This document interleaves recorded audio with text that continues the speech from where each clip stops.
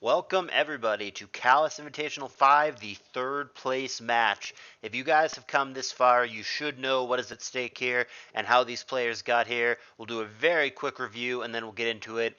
It is Altina against Marcop playing on Gilbert Arenas. The loser here will be out in third place, which, if we don't get any more donations, which we very well may not this late in the tournament, third place at this point is worth just shy of $500, and then the winner here will go on to fight ABR, who is waiting in the grand finals. First place gets over $1,100, over $1,150 in fact. Second place at this point is worth about $700. Those numbers are subject to change. Should we get more donations, but as of now, if we don't get more donations, which like I said, probably won't, then those are the numbers that these guys are playing for. They have money guaranteed to them no matter what happens, but you obviously want to win more. You obviously want to win the title, and then this year you win a custom avatar, one of a kind, should you win this tournament. So that's really cool as well. So that's pretty much the gist. We switched over to best of 5 here, no longer best of 3. Hopefully the player who plays better and brought better teams is the winner. And no nonsense. Let's see how it plays out. Here is game 1 in their best of 5. Altina is on the bottom. Marco Gilbert Arenas is on the top. They both have a T-Tar. And they both don't like the matchup and opt to switch. There's a Fori and a Skarm respectively. Both of them going to spike up. Drill Peck and Spikes respectively. 2-1 Spikes advantage for Altina. Another Drill Peck. And Spikes Flare number 3, so even bigger Spikes advantage. Drill Peck yet again, and now counter, evening up the HP basically. Gengar comes in at this point thinking something other than Drill Peck will happen. Why would he Drill Peck if you can get countered again? But Marco all over it, and he does Drill Peck again. He chips the Gar for about a third on the way in. Altina going to go for Will-O-Wisp and miss as Blissey comes in. Marco not getting too fancy here. He's just got good old Skarm Bliss. Doesn't look like Altina got too wild either. He's got himself a Fori TSS as opposed to a Skarm Bliss TSS. And we've got Bliss on Bliss. Both of them are Wish Bliss. And, well, they both have people who would take it. Here's Gengar trying to get its Wish. And here is T-Tar, who's going to have the spikes negated by its Wish. So they're both at 100%. Don't know what kind of tower it is. Will-O-Wisp on the stay-in. Gonna connect. And Rock Slide now only doing about a third. And we know that Blissey can't have Heal Bell because it's illegal with Wish. So probably that burn is gonna stay there. Claydol comes in at this point for Altina. Fori plus Doll has been a recent trend that a lot of the top players are really on board with in ADV. There's the Rapid Spin, so Spike's advantage monumental for Altina. Marco does reestablish one lair. Now Blissey comes back in. She's at 50%, but Will-O-Wisp, 75-25, has missed twice for Altina, regrettably. Taunt, however, still prevents soft-boiled, and that's what Marco tried to do, so the recovery not happening right now. Gar out of the way, back to the lead T-Tar, stepping on the one lair, and there is Ice Beam with no nonsense freeze. No lefties being gained either. Here comes a Focus Punch attempt. The other Tar is out of here. 4x weak Focus Punch. First knockout of the match to Altina with the 6-5 lead. And they both reveal new pokes, Meta and Kun respectively. Now another high accuracy move missing. Meteor Mash for Marco. He's got 2 unrevealeds on the back. Make that 1 as Starmie comes in. Takes a Surf. So the mind games begin. Is it an off start? Is it Psychic here thinking Gar comes in? Do you T-Bolt? Do you Rapid Spin? Turns out he does go straight for spin, and Altina does not try to block it. So the spin happens and the spikes are gone. But Kun gets 2 Calm Minds in the process. Blissey obviously has to be a little bit weary if Kun just sets up. I mean, it could just flat out win the game here. Especially if it's a Crow Kun. Like, if Marco's thinking he gets out of this with Meta Boom, that might not be a sure thing. And there's Surf for about a third. A little more than a third, in fact. Decent pressure on Bliss. She does have Thunderbolt, but she's going to need a crit. And that Surf's pretty good, 42%. That's got to be a modest Kun to be doing that amount of damage, and he's not even fully boosted, not even close. 42% again as Surf comes down. Altina giving himself multiple opportunities to find a critical hit. Goes for it again. Crit would have been good enough, but again it doesn't come. And we'll see where it goes from here. He did also force multiple soft boils out of Marco, and he sticks with the aggression. Wow, Marco bailed by a T-Bolt crit. That's got to feel bad for Altina. He had way more opportunities to find a crit there, but it's Marco who gets bailed, finds the T-Bolt crit. I mean, there's a crit back for Altina, so BS both ways, but more relevant crit favoring Marco there. I liked Altina's position with the Coon until that moment. And now this game is a lot closer again. Spikes count 1-0, favoring Marco. Earthquake blanking on Gar. Good switch for Altina. We know he has Will-O-Wisp, but Blissey can come in on it pretty safely, and does. Will-O-Wisp does finally connect after missing the first 2 times. We also know that it's got Taunt, but he doesn't do that. He goes to Doll on the Ice Beam, 51%. Will survive another, it looks like, based on the roll.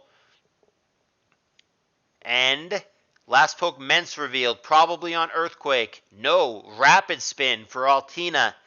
Playing around a Flyer or Levitator, pretty disciplined. If so, Earthquake there seemed like a no-brainer. But now Marco out-predicting Altina, and he's getting his meta in on a boom turn.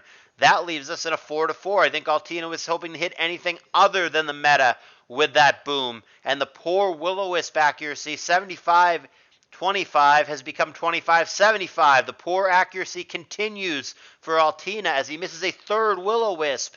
Psychic coming down in case Gengar stays in, which it didn't. Now Fori comes in on Recover, so we've got an old school Tar with Surf, Spin, Psychic, and Recover. Haven't seen that set in quite some time. And now Marco sneaks his Blissey in, probably safely, unfortunately for Altina. And the soft-boiled not preventable here. She's going to get it off, and Blissey much healthier now for Marco. Wish comes down, trying to pass that to Tar. Will be successful, so Altina does get more than nothing out of that, but still advantage Marco, I feel. Here comes Meta, and that's a good play for Marco again. He gets the Meta in on the Bliss, exactly what he'd hoped to do. He nails her with Mash. Soft-boiled comes down, but based on that damage roll, Blissey not too likely to live another. So now Fori comes in, and Mash is going to whiff. Good break for Altina, who is starting to feel the heat from Marco. Now Starmie in, and Spikes, sure. We know the full Starmie set. Fortress should feel relatively safe here, but it's got to be a non-HP bug, Fori, because clearly you go for it there if you have it. Instead, Altina goes back to Bliss. Meta comes in just as the soft-boiled happens. They're both at nearly full health. And it's Fori again. Meteor Mash connects this time for 21%. No attack raise. Back to Starmie. And it's a counter in case he had gone for Meteor Mash again. Good thing he didn't. Now Meta comes in. And it's in on Bliss yet again. Great play for Marco. Now Fori once again. And Meteor Mash. Still no attack raise, but it did connect again. Now Gengar. Oh! Marco with a great prediction. He has the balls to mash again, but he is not rewarded. 85-15 fails him. There have been some high accuracy misses in this game. Very frustrating for both players, but it leaves us at the 4-4 position that we've been in for a while. We are still at a bit of a stalemate, though it feels like Marco is the one pushing the action and Altina is not. With the Coon dead, it seems like he has a hard time pushing damage on anything. That's one of the problems with this kind of team. It's very reliant on spikes, and if you can't keep them, which he has not, he has a hard time actually killing things. Hidden Power there is super effective, but there's no way that's bug. It would have done way more. So that's got to be HP Ghost from Fori, which is still interesting that he didn't do it on that one turn where I felt like he had a good opportunity to do so. But that being said, the Hidden Power Ghosts are doing about a third, whereas obviously Recover is getting him back 50%, so it is a net gain on the Recover turns, pending a critical hit. Here's Recover, and HP Ghost, sure, 37%, so the range has been anywhere from about 33% all the way up to 37%. And there's a right in the middle roll, 36. Basically, it doesn't matter unless he finds a crit, but Fori is gaining lefties this whole time, which definitely matters. And Altina's had enough. He thought maybe a surf was coming down that turn, so he went to Bliss. He could have gotten one more turn of lefties, as it turns out, but that's okay. Rapid Spin and Wish, respectively. So neither player keeping spikes down at the moment. And there is Surf for Forey, who's going to get the Wish. And after lefty is going to find itself back to 86%. That's pretty healthy. Back to Bliss. And Marco this time does not get the Metagross in. Simply a Surf, which the Bliss does not care about. 13%. Meta comes in at this point, and he gets tossed because Blissey would totally be able to lift Meta. Never mind toss it. But getting back to the game, there is Mash yet again. There's a crit and an attack raise. An ideal Meteor Mash there for Marco, but still has to be careful of counter. Instead, he goes for Agility. And counter, the obvious move for Altina, is what he goes for, is going to whiff. Does he do it again? And there is counter. It does a ton, but it doesn't do enough. And critically, Meta gets a second attack raise. We might be done here. Yep, there's the concession. That is basically double Dragon Dance. He got the agility and 2 raises, and that thing is going to clean up real quick. Now, I don't like that concession for Altina. I would have gone to Gengar and played for the Meteor Mash miss. Why would you not give him a chance to miss? That seems premature, in my opinion. But 85% of the time, Marco would win this game because he doesn't even need to mash to kill the T-Tower and the Bliss. You could just Earthquake at this point. But I think Altina still should have gone to the Gar and attempted a Meteor Mash miss. And I think that was, like I said, premature. And he didn't need to concede just yet.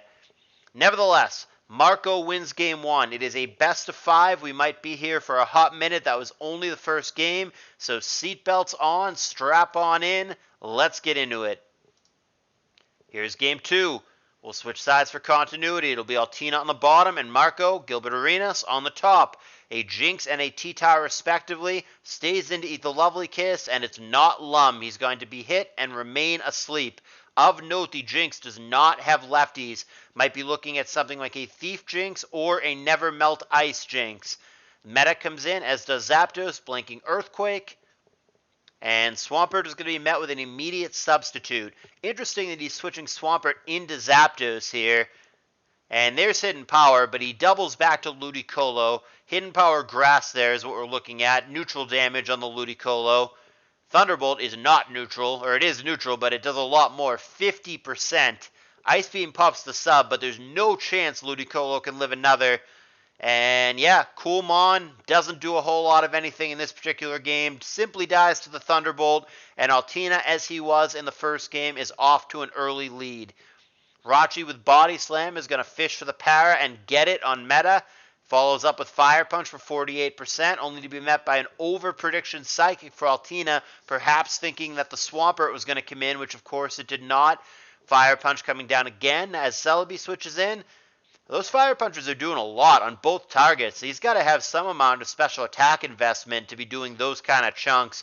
And now the Combine momentum going to be completely foiled by Aerodactyl. Altina calls his bluff, stays in, says, I don't think you're going to use Hidden Power here. As it turns out, Marco uses Hidden Power here, and down goes the Celebi. That evens us up real quick. However, Dugtrio picking off Rachi gives Altina the lead again. Now Jinx comes in. That's not surviving Aerodactyl Rock Slide. Quick game here. 4-4 just like that. Paralyzed Meta in. Here's Pert. Ugh. Bad full para. That might have been a boom turn. Now Substitute comes down. Psychic popping it. And no lefties, so it looks like an Endeavor Pert. But now Marco going to miss Hydro Pump, only to be hit by Psychic. Awkward damage roll, doing 38, leaving him at 38. He goes sub again. Here's Psychic. In danger to die here to another Psychic.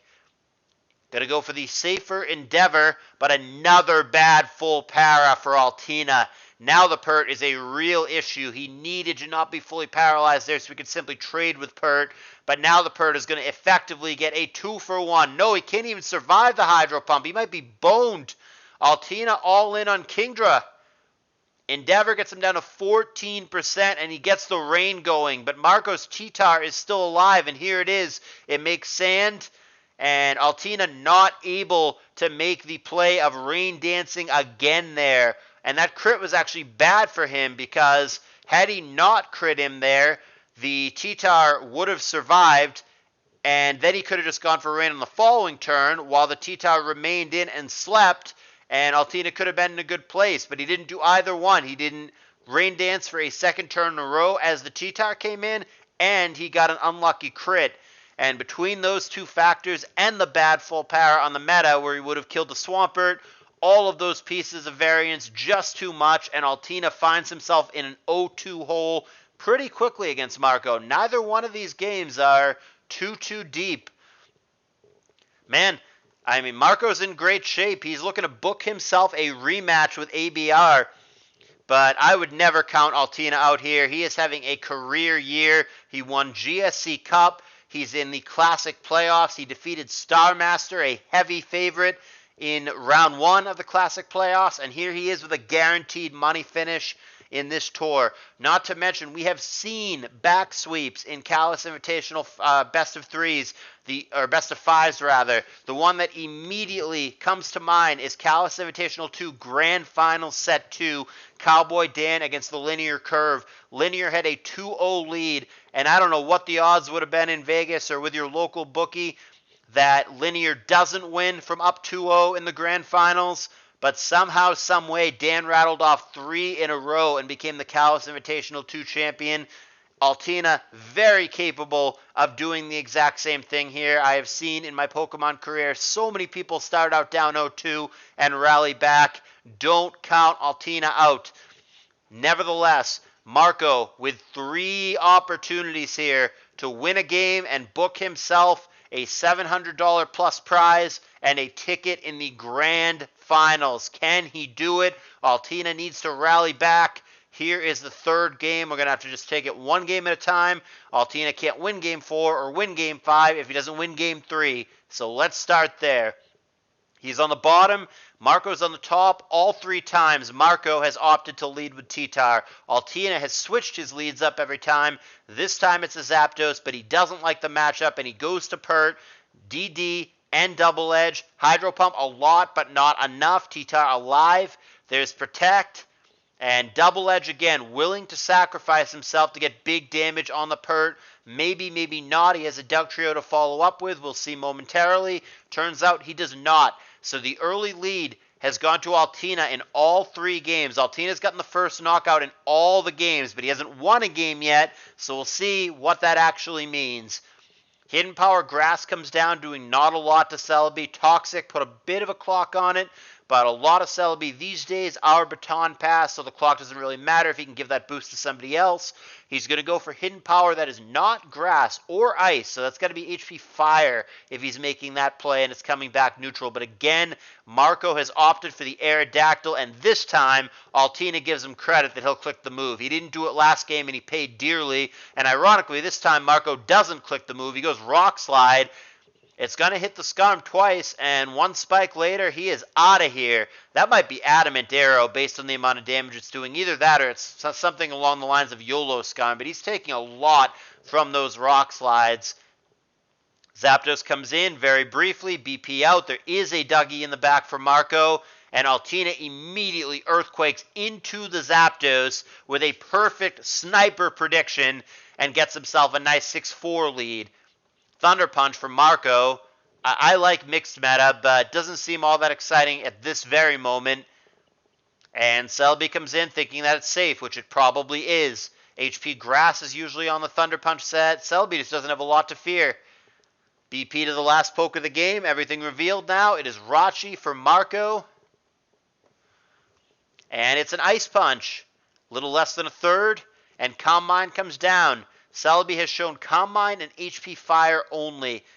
So probably a Baton Pass set is what I'm thinking. And yep, there it is. Going to BP that to the T-Tar. Aerodactyl comes in, and there's a Dragon Dance. So we've got 4 different kinds of boosts on the T-Tar, but that is not enough to get him to stay in against Aerodactyl. And good thing he didn't, because that looks to be HP Fighting from Marco, which would have nailed him regardless of all those boosts. So now Zapdos on Zapdos. Altina with the faster one. 2 Thunderbolts later, Marco doesn't have a Zapdos anymore, and this game, I mean, Altina's the guy down 0-2, but this game is all Altina. This is the kind of rally back game that he needs. He is dominating Marco in this Game 3 and rallying back in this series. Finally, a misstep for Altina as he mispredicts with Earthquake, but I mean, he's so far ahead that I don't know that it matters. Marco can win this game. The 3 pokes that he has left are all dangerous mons that just win Pokemon games, but Marco has quite the hole here. Altina has a big lead. Dragon Dance Tar is again going to be probably scared away by the threat of HP fighting, and indeed it is. Marco doubles back to Rachi here, which we know has Ice Punch. He's going to go for that, not only because it's super effective, but because BSing into a freeze is something very desirable here for Marco, who's very far behind. Here's Aerodactyl. Nope, that ain't the right play. Brings it in on a Hydro Pump, and down it goes. Altina looking to get a 6-0 here and begin his rally back into this series. And it very well may be a 6-0. This does not look pretty for Marco at all. Thunderbolt 53%. Thunder Punch. He is fishing desperately for hacks, trying to find a 10% para. That doesn't come. He goes for it again, and he gets roared out. I guess he thought the Rachi was going to come in, but it didn't. Maybe Zapdos will die, and it won't be a 6-0. Combine Roar. Nice play for Altina. Willing to sacrifice the Zapdos. Will not allow any setup moves whatsoever. Thunderbolt is death. And we are all in on Rachi here. 6-1. This Rachi would have to make the comeback. I've seen stranger things. All he has to do is fucking freeze him here, and he might be in business. Thunder misses.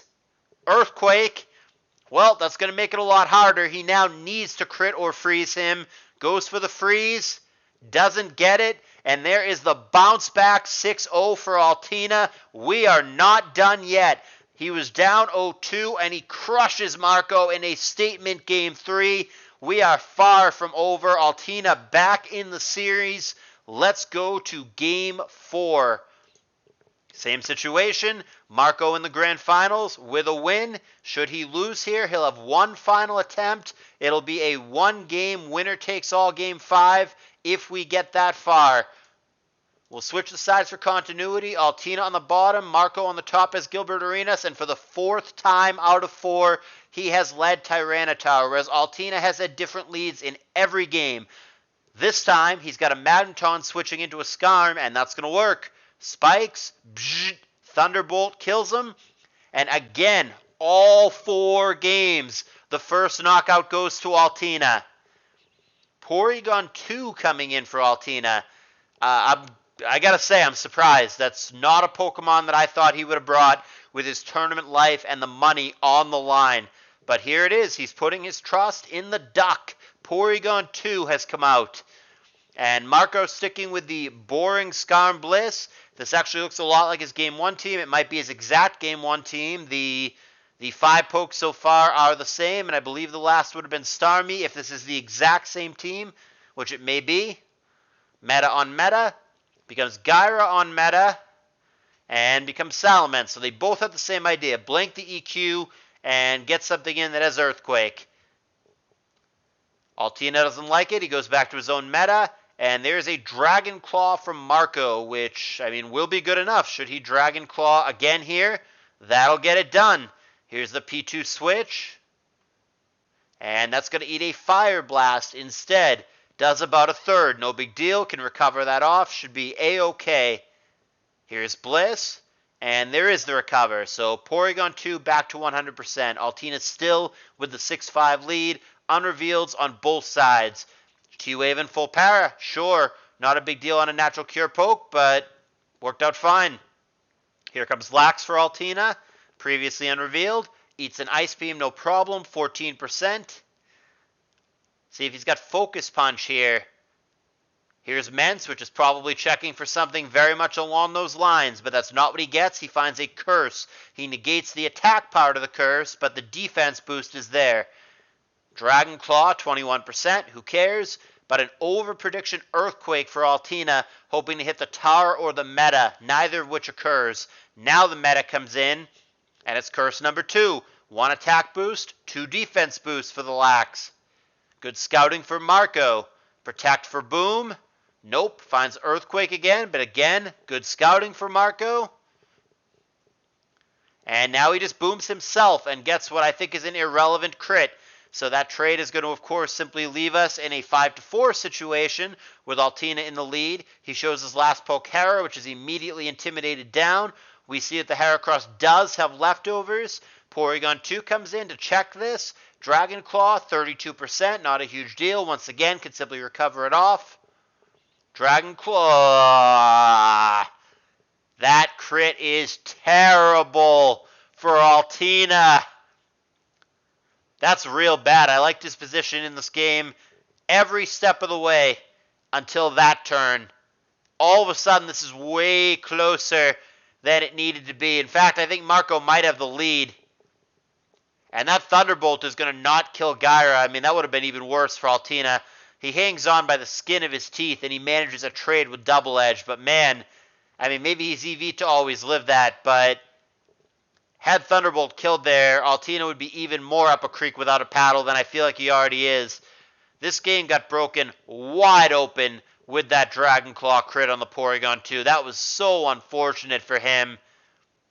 Thunderbolt crit now for Altina, but it's actually going to knock T-Tower to Salic Berry range, which is going to let him be outsped and Earthquaked.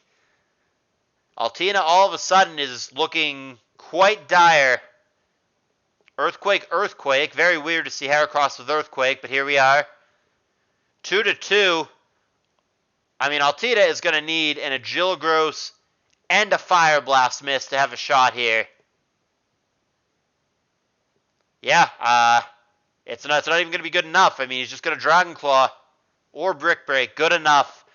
Man, I mean, first of all, congratulations, Marco, but that was unfortunate for Altina.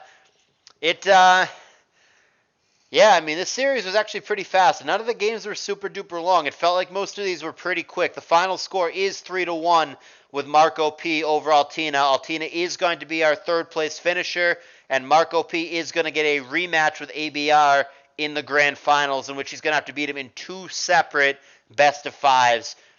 But focusing on this match, I don't have too much to say, actually. It felt like in several, not like overall, not quantity of hacks, but quality of hacks, if you will. Like, it didn't feel like Marco got 15 things against one thing for Altina, but it felt like on a couple of very, very key turns, Marco caught the breaks that he needed to catch. I think back to the Metagross full para against the Swampert in that game where he just didn't kill it, and the Swampert ended up killing 2.5 pokes because he didn't get the Psychic off. I look at this game with the Dragon Claw crit, which was obviously huge, and I feel like there were a couple of minor things in the first game as well. I don't think that Marco blatantly hacks the crap out of Altina here, but I do think on critical, game-deciding, crucial turns, I think that Marco caught breaks and Altina got unlucky. And at this level, when these guys are both so good, it really is the little things like that, the little variance factors like that, that can make the difference. And they certainly did here. Something that I thought was unusual, like I said, is that Altina actually got the first knockout in all 4 games, and yet he went on to lose 3-1. I don't know if there's anything to that or just the way it played out, just a coincidence, but it is an interesting observation. Nevertheless, the result is 3-1 for Marco. He's through to the grand finals. Altina out in third place. Really good run for him. Like I said, he is having a career year and deserves a lot of credit. He's going to walk away with $400+, whatever it ends up being, and a lot of respect. Our grand finals, Marco P against ABR. Don't know when they're going to be, but you know where you're going to find them, so subscribe to the channel if you've not done so already. There's a link in the description to the CALLOUS Invitational Discord server if you guys want to join up, and I will see you guys in the grand finals.